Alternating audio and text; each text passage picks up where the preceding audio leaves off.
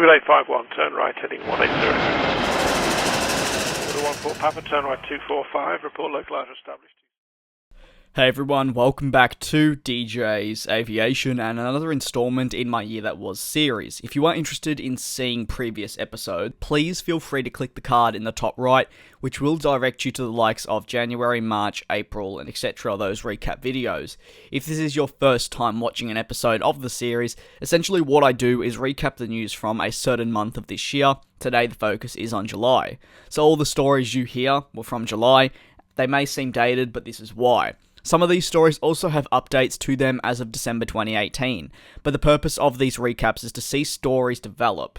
In this episode, I'll discuss new orders and more, as if you weren't aware, July was the month of the 2018 Farnborough Air Show, so a lot definitely happened. According to new developments, the Boeing NMA will feature 2 base variants. Previously, it was expected there'd be just one.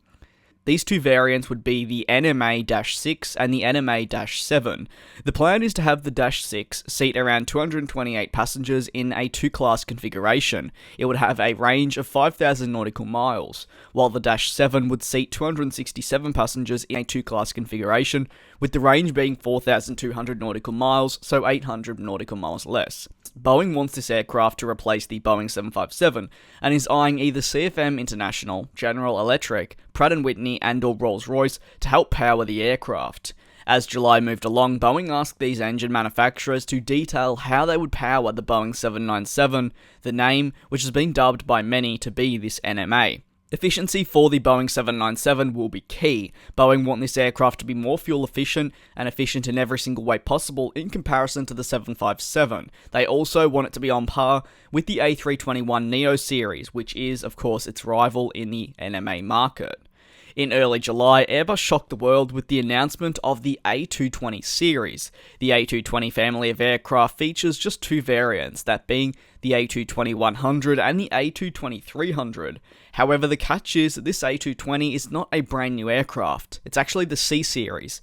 Airbus took a majority stake in the C-Series program months earlier and the deal officially went through on the 1st of July. Following this, Airbus transitioned the C-Series into their own fleet, bringing the A200 series into play, and giving long-standing Airbus customers finally a very good regional option. The addition of the A220, one could argue, definitely killed off the need for the A318 and A319. However, the introduction of the A220 series certainly hasn't slowed the orders for the A320neo. The Airbus president of commercial aircraft said, "Everyone at Airbus has been looking forward to this historic moment. Today, we are thrilled to welcome the A220 to the Airbus family and are honoured to see it wearing its new Airbus colours for the first time. I pay tribute to all the women and men at Bombardier and the supply chain who have strived over the past years to bring this fantastic aircraft to the world. The A220 now enters a new phase in its career, with all Airbus resources behind it to further its commercial success worldwide." Starlux became the latest Airbus A350 customer during the month of July, with an MOU for 17 aircraft. This was made up of 12 A350-1000s and 5 A350-900s. The order by the Taiwan-based carrier comes as the airline earlier in the year finalised a leasing agreement for 10 A321neos. Starlux is a brand new carrier. If you weren't aware, it is a full-service carrier as well, based in Taipei. It has been founded by the chairman of EVA Air and has a bright future ahead. It plans to launch regional operations in early 2020 with these 10 leased A321neos. Eventually, 2 years down the line, in 2022, it will launch long-haul operations with its Airbus A350s. Continuing on with the Farnborough Air Show, we saw United Airlines announce a new order with Boeing for 4 more 787s. The United Senior Vice President of Finance and Acting Chief Financial Officer said, "These new 787 aircraft are another step in our wide-body replacement strategy, and we will continue to roll out new announcements in the future as we implement our comprehensive fleet plan." Adding, the 787 allows us to provide our customers with an industry-leading onboard experience and continues to be a vital part of our fleet. If you weren't aware, the 787-9 plays a critical role in the United fleet, and this new order further confirms that.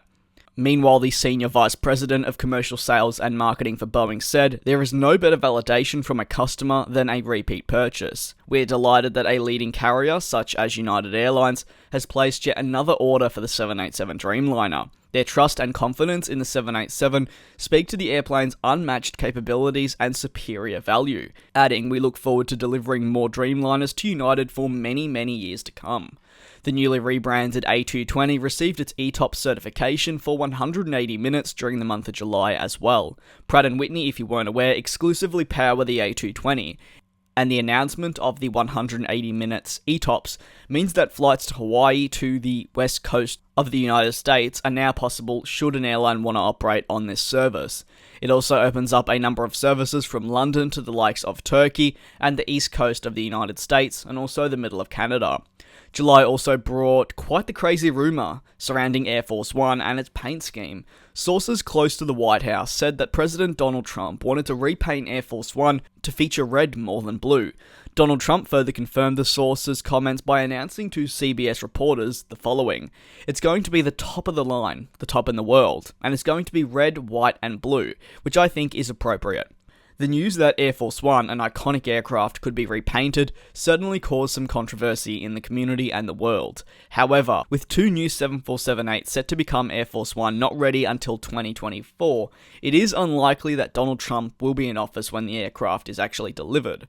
What are your thoughts on the red in Air Force One? Do you believe it'd be a good move or not? Let me know down in the comment section below as usual.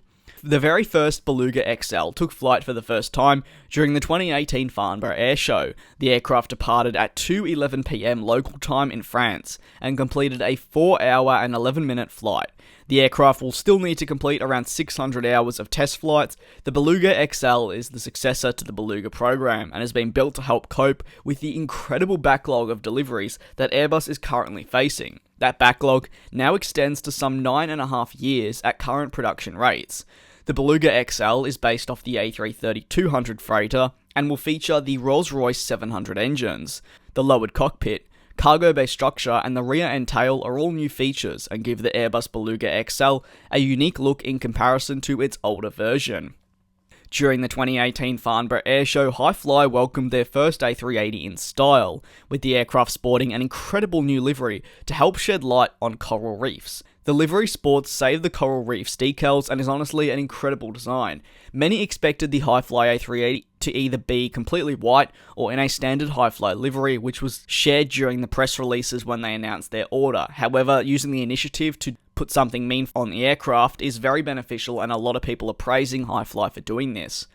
Airbus during the Farnborough Air Show proposed an A350-1000 LR to Qatar Airways for their operations. The aircraft, which would be similar to the proposed A350-1000 ULR that I discussed last month, would feature a smaller range. The Qatar CEO said they are going to increase the maximum takeoff weight, or MTOW, shortly, and there will be a second increase, which will be a very huge competitor for the Dash 300ER from what we can see. He added it's a very promising aeroplane. They've told us that they can increase the range of the Dash 1000 by putting in additional tanks. While the aircraft was being proposed for Qatar Airways, it is certainly a possibility that Qantas could look to take up the aircraft in the future for their Project Sunrise flights. The Farnborough Air Show finally saw Boeing discuss the possibility of a 797 freighter. Sources close to the Air Current noted that Boeing were eyeing an aircraft which could fit between their 777 freighter and the smaller freighters, like that of the 737. Boeing is currently studying the business case of their 797 and whether or not it'd be a good move to actually launch this aircraft to customers as a passenger aircraft for the moment. This decision would likely come before the launch of the 797 freighter, but the interest does indicate that it could be a possibility in the future. And that is July for you. It was a very, very busy month. If you were with the channel during the Farnborough Air Show, there were like 5 videos a day. I haven't included every bit of news, but what I will say is head back to my videos from July, or just search DJ's Aviation Farnborough into YouTube, and you're going to see daily recaps about what happened at the air show. They're like 17 minutes long, but I go over every single order and every single little movement. I really wanted to make this video though as interesting as possible and not flood you with constant orders. I wanted to more focus on just developments within the industry. So I'd like to thank you very much for watching. If you're new to the channel, feel free to subscribe, and if you enjoyed the video, why not give it a like as well. I do very much look forward to you all joining me, either in the next monthly recap, which should be coming out soon, or just more generally the next video.